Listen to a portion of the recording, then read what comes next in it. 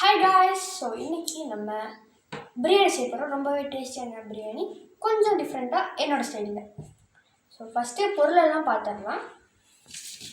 இப்போ நான் இங்கே கொஞ்சமாக சின்ன வெங்காயம் எடுத்து வச்சுருக்கேன், பூண்டு, இஞ்சி, அப்புறம் பச்சை மிளகாய்.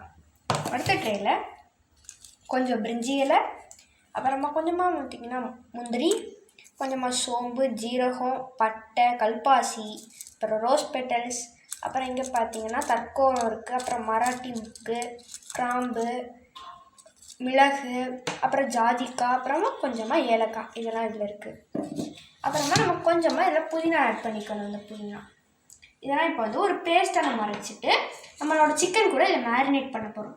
இப்போ இதெல்லாம் எடுத்து நம்ம ஒரு பேஸ்ட்டாக அரைச்சி வந்துடலாம். ஃபஸ்ட்டு நம்ம இந்த மசாலா பொடியை அரைச்சிடலாம்.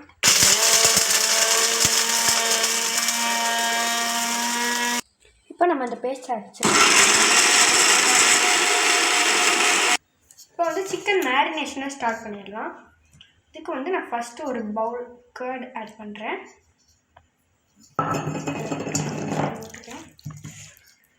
இப்போ அதுக்கடுத்து நம்ம இப்போ அரைச்ச பேஸ்ட்டையும் ஆட் பண்ணிக்கிறேன்.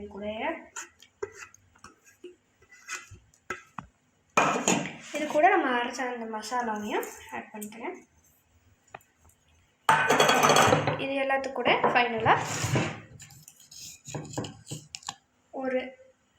ஒரு ஸ்பூன் அளவுக்கு நான் உப்பு ஆட் பண்ணிக்கிறேன். இப்போ எல்லாத்தையும் மிக்ஸ் பண்ணிக்கலாம்.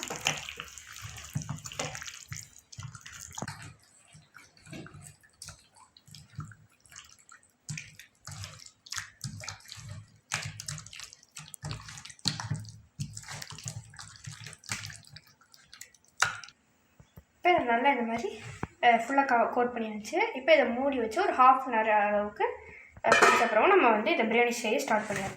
½ கிட்ட மேரினேட் ஆகிடுச்சு. ஸோ இப்போ இப்போ நம்ம பிரியாணி செய்ய ஸ்டார்ட் பண்ணிடலாம்.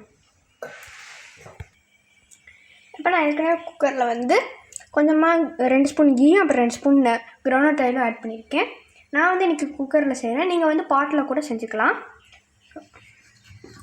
இப்போ நம்ம இதில் நம்ம சிக்கனை ஆட் பண்ணிடலாம். இப்போ நம்ம நல்லா வதக்கிக்கணும். சிக்கன் சூட்டில் அப்படியே உருண்டு வரணும். இதில் இருக்க அந்த தண்ணியெல்லாம் இந்த பார்த்திங்கன்னா ரிலீஸ் ஆகுது. இந்த மாதிரி ஃபுல்லாக தண்ணியெல்லாம் ரிலீஸ் ஆகி சூப்பராக வதங்கி வர வரைக்கும் நம்ம இதை நல்லா மிக்ஸ் பண்ணிக்கலாம். ஸோ இப்போ பார்த்திங்கன்னா தெரியும், சிக்கன் நல்லா வதங்கி இந்த எண்ணெயெல்லாம் இப்போ பிரிய ஆரம்பிச்சிச்சு. இன்னும் ஒரு 2 மினிட்ஸ் வெயிட் பண்ணால் போதும். இப்போ மல்லிப்பூனா நம்ம ஆட் பண்ணிக்கலாம். இதில் போட்டு நல்லா வதக்கி விட்டுடலாம். நல்லா வதக்கினா நம்மளுக்கு ஒரு நல்ல ஃப்ளேவர் கிடைக்கும். நம்மளுக்கு சாப்பிடும்போது அருமையாக இருக்கும்.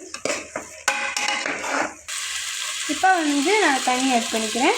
நான் இன்றைக்கி 2 டம்ளர் ஜீரக சம்பா அரிசி எடுத்துருக்கனால 3 டம்ளர் தண்ணி ஊற்றுறேன். கரெக்டாக ஊற்றுங்க. ரொம்ப அதிகமாக ஊற்றிட்டிங்கன்னா சாப்பாடு குழஞ்சிடும், அப்புறம் உதிரியாக வராது. ஸோ அதனால் அதை மட்டும் கொஞ்சம் பார்த்து தண்ணி ஊற்றிக்கோங்க. இப்போ இதை நம்ம மூடி போட்டு முடியலாம். இப்போ நம்ம தேவையான அளவு உப்பை ஆட் பண்ணிக்கலாம்.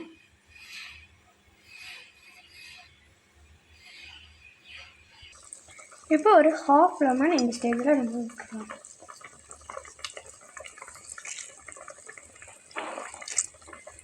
இப்போ நம்மளோட ஊற வச்ச ஜீரக சம்பா அரிசி இதில் போட்டுக்கலாம். இப்போ ரைஸும் தண்ணியும் ஈக்குவல் லெவலுக்கு வந்துடுச்சு. இந்த டைமில் நம்ம மூடி போட்டு இதை நல்லா மூடி வச்சிடலாம். இப்போ பார்த்திங்கன்னா நம்ம பிரியாணியை அடுப்பில் இருந்து எடுத்தாச்சு.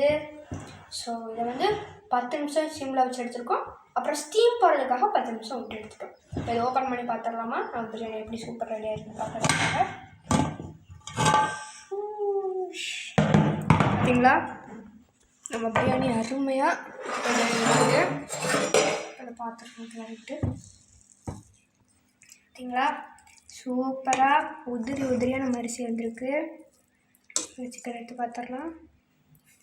சிக்கன் பாருங்கள் ஃப்ரெண்ட்ஸ், பூ மாதிரி இருக்குது.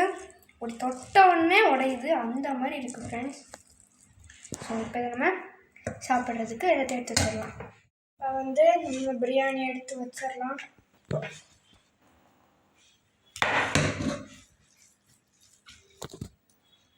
போடவே ஒரு பீஸ் சாப்பாடு வைக்கலாம். ஓகே, நம்ம சாப்பாடு வச்சாச்சு. இனி தயிர் வச்சிடலாம்.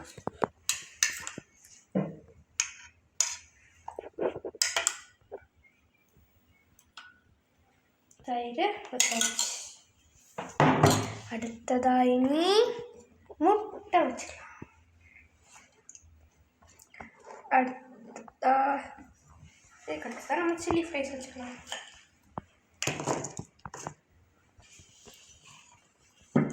அப்புறம் தர்பூசணி வச்சுக்கலாம்.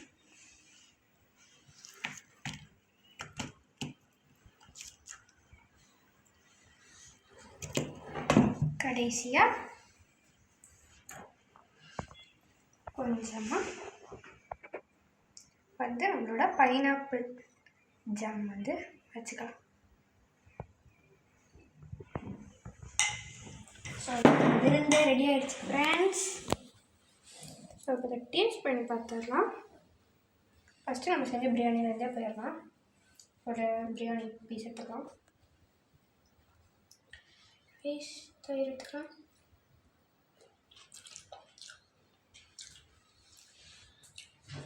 பீஸெல்லாம் அப்படியே வாயில் மெல்ட் ஆகுதுங்க. அவ்வளோ டேஸ்டியாக இருக்கும். ரைஸுமே சூப்பராக வந்திருக்கு. அல்டிமேட்டாக இருக்குது. டாப் கிளாஸாக இப்போ ஒரு சிக்கன் பீஸையும் சாப்பிட்றலாம். சேம் செம்ம டேஸ்ட்டாக இருக்கும்.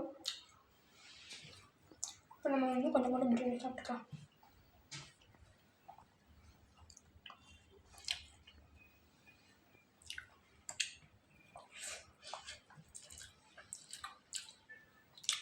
அருமையாக இருக்கும் பிரியாணியோட டேஸ்ட்டு.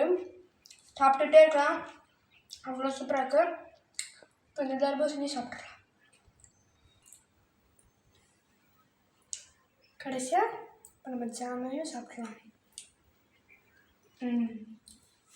பர்ஃபெக்டான சண்டே டிஷ். உங்கள் வீட்டுக்கு யாராவது விருந்துக்கு வந்திருந்தாங்கன்னா அவங்களுக்கு செஞ்சு போட்டு அசத்திடுங்க.